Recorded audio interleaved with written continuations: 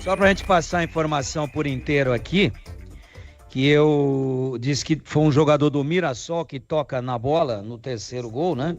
Aliás, no segundo, do Isaac. Isso. É o Quirino, tá? É o Quirino, Diego Quirino, que toca na bola.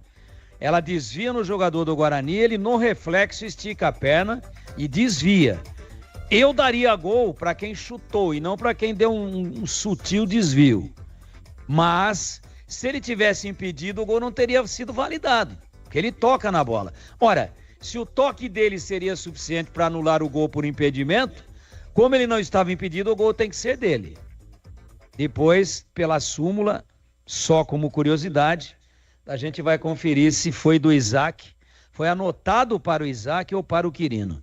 Quanto ao jogo, primeiro tempo de um time só, ataque contra a defesa, o Lucas Paraíso marcando na intermediária defensiva do Guarani, para que quem não viu pela televisão e nos ouviu e queira ter a imagem do jogo por aqui, o Guarani marcando com o seu centroavante na sua linha intermediária defensiva.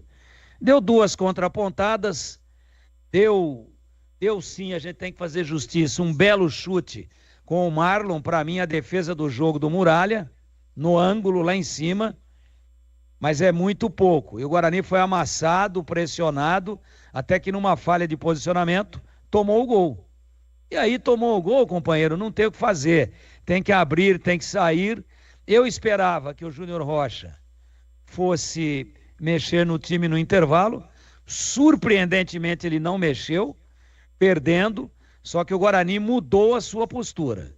Subiu a marcação, tratou de ficar com a bola, passou a pressionar a equipe do Mirassol e criou 3 grandes situações para empatar o jogo. E esse foi o detalhe. O Guarani jogou no segundo tempo para empatar. Como não empatou, ficou sem pernas e continuou tentando empurrar o Mirassol para trás, que matreira e inteligentemente continuou atrás. Não saiu e passou a contragolpear. E aí, a grande diferença do jogo. O Guarani, quando tentou contragolpear no primeiro tempo, não fez. E o Mirassol, 2 vezes no contra-ataque, teve mais jogadas reativas de contra-ataque. Mas em 2 delas, liquidou a fatura. A primeira aos 31, a segunda aos 41. E aí não tivemos mais jogo. Inclusive o juiz deu apenas 4 minutos de acréscimo. Convenhamos que pelos padrões atuais é pouco, porque ele também sentiu e falou, vai ficar dando 7, 8, 9 para quê? Isso aqui não muda mais. O vencedor já está definido. Então gostei da reação do Guarani, pelo menos em parte do segundo tempo, mas não gostei dos gols perdidos e o risco era esse. Vai ter que se abrir. Esse é o problema de quem vai deliberadamente para jogar atrás e jogando retrancado toma um gol. Aí quando tem que sair, sai, até cria alguma coisa, mas se desorganiza.